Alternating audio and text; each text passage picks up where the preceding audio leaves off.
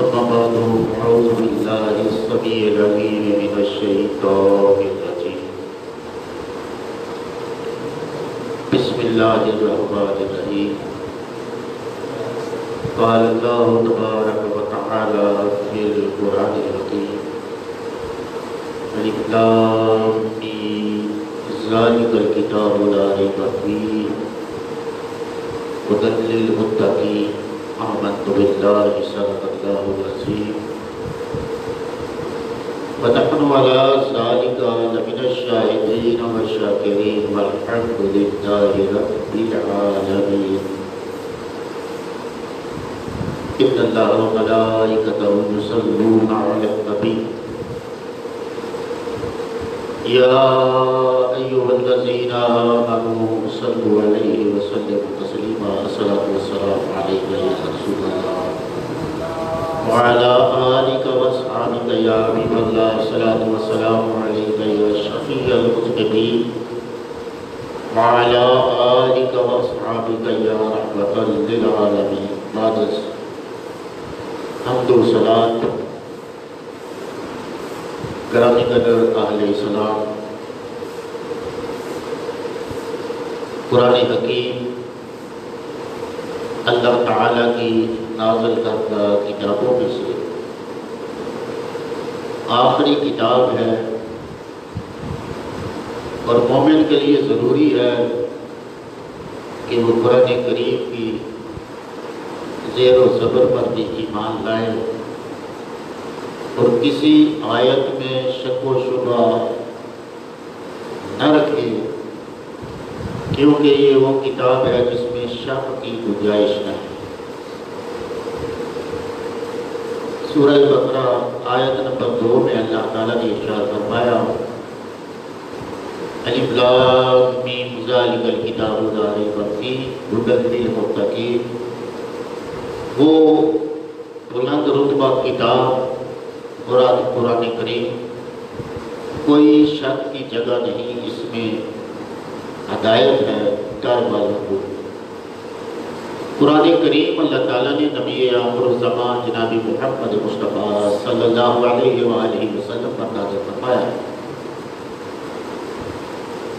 اور اس کتاب کی یہ بھی شان ہے کہ یہ اللہ تعالیٰ نے جتنی کتابیں نازل فرمائیں ان میں سے آخری ہے۔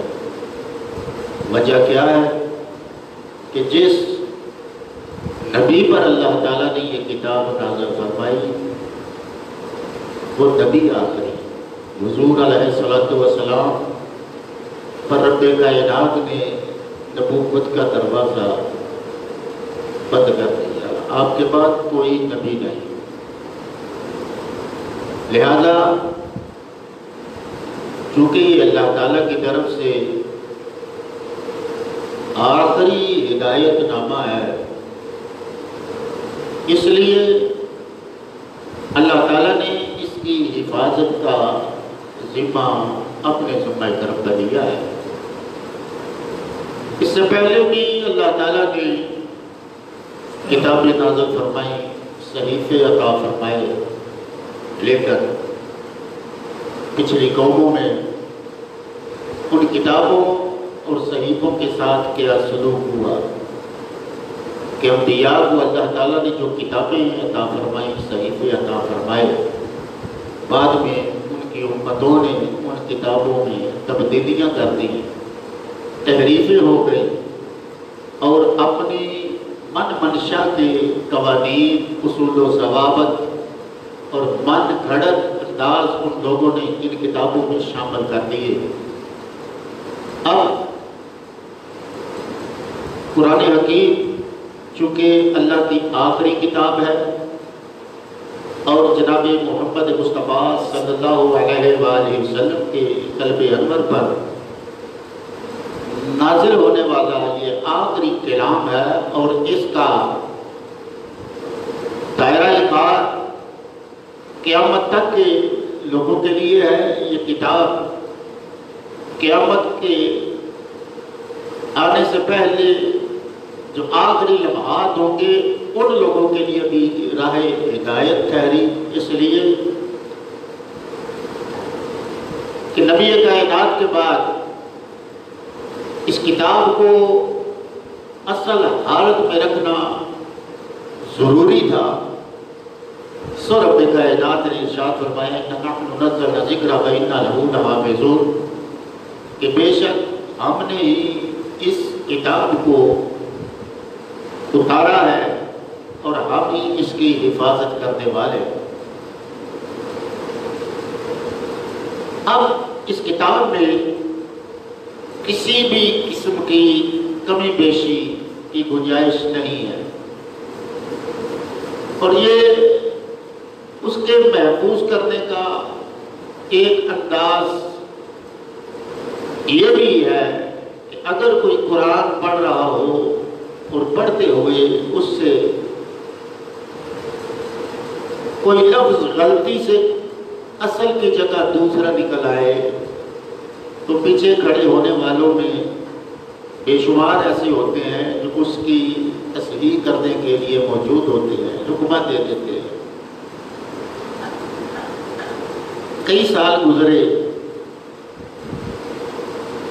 جرمنی والوں کے من میں یہ بات آئی کہ ہم قرآن پاک پر تحقیق کرتے ہیں. چنانچہ انہوں نے دنیا جہان سے مختلف علاقوں سے ملکوں سے قرآن پاک کے نسخے منگوائے اور سب کا انہوں نے بغور جائزہ لیا.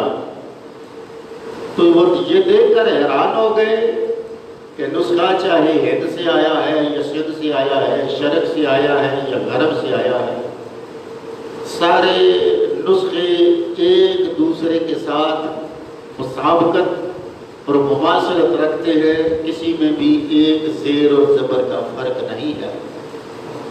چنانچہ وہ قرآن پاک کی اس حقانیت کو تسلیم کر اٹھے کہ یہ کسی بندے کا کلام نہیں ہے، کوئی ذات ہے جو اس پاک کتاب کی حفاظت کر رہی ہے. صاحبان، اس کتاب میں اللہ تعالیٰ نے ارشاد فرمایا کہ شک کی گنجائش نہیں. اب اس کتاب کا تقاضا یہ ہے کہ صاحب ایمان اس کے کسی بھی متن میں، جملے میں، مفہوم میں، الفاظ میں شک نہ کرے. اگر شک کسی کے دل میں پیدا ہو گیا تو مان لینا چاہیے کہ ابھی اس کا ایمان پختہ نہیں ہوا. جو صاحبان ایمان ہیں وہ اس کتاب کے متن پر، اس کتاب کے فرامین پر ایک رتی برابر بھی شک نہیں رکھتے. گویا یہ ایک کسوٹی ہے ایمان والے اور بے ایمان کو پہچاننے کی کہ بے ایمان قرآن کے حوالے سے زبان درازی کرے گا، لیکن ایمان والا اللہ کے کلام پر من و عمل بھی کرے گا اور اس کی ہر آیت کو تسلیم بھی کرے گا. ایک اللہ پر ایمان رکھنے والے محمد رسول اللہ صلی اللہ علیہ وآلہ وسلم کو نبی اور آخری نبی ماننے والے قرآن کریم میں شک کا سوچ بھی نہیں سکتے.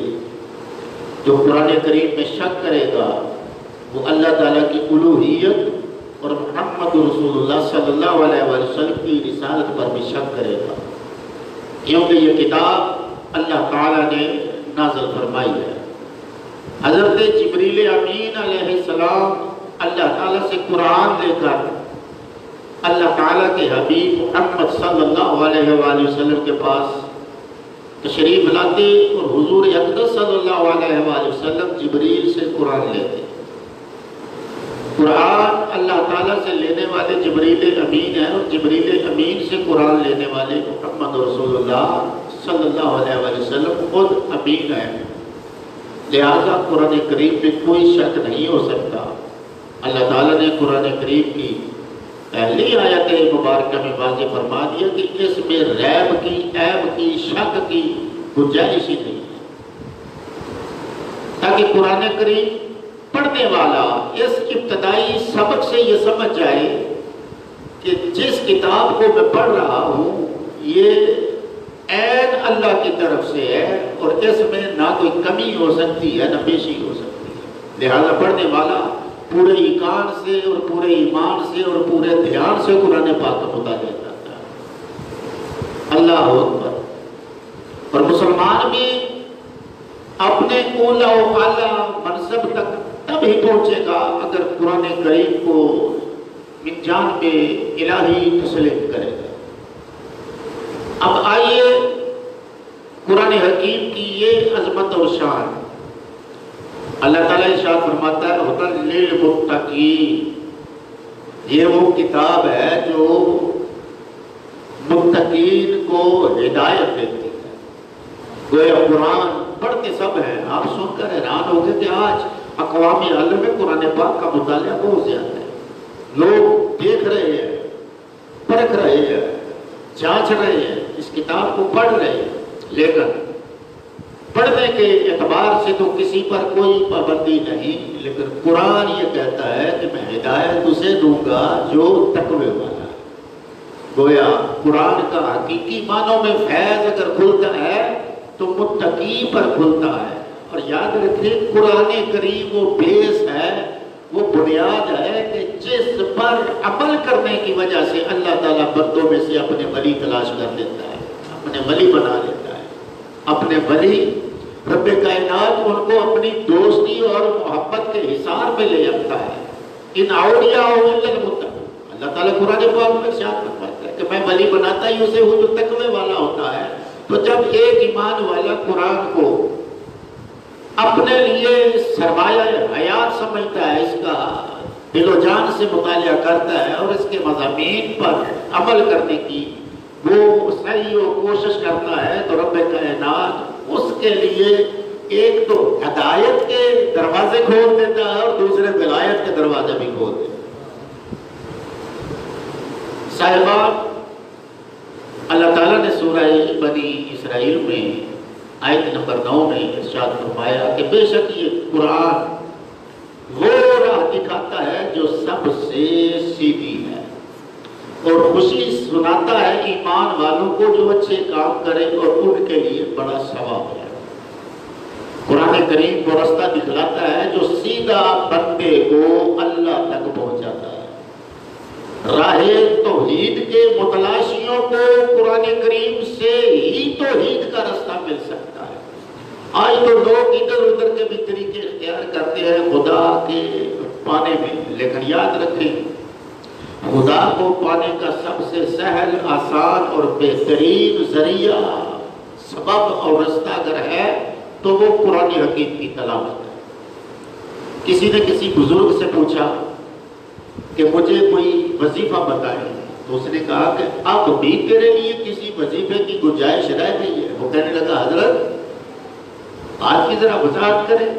ماننے لگے جب قرآن اللہ تعالیٰ نے نازل فرما دیا ہے تو قرآن سے بڑھ کر اور وظیفہ کون ہو سکتا ہے؟ اس لیے جن زبانوں پر قرآن رہتا ہے، جن زبانوں پر قرآن کی آیات رہتی ہیں، وہ اللہ تعالیٰ کے قرب میں جاتے ہیں۔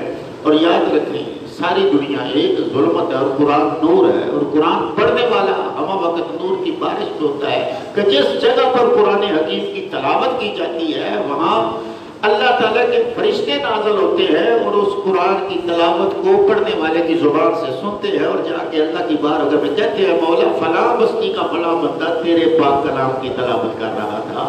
گویا یہ وہ تذکرہ ہے، یہ وہ بات ہے کہ جس کی بات عرشوں سے ماورا تک پہنچتی ہے، اور بندہ پڑھ زمین پر رہا ہوتا ہے لیکن اس کا تذکرہ عرشوں سے ماورا خدا کی بارگاہ میں ہو رہا ہوتا ہے۔ قرآن حکیم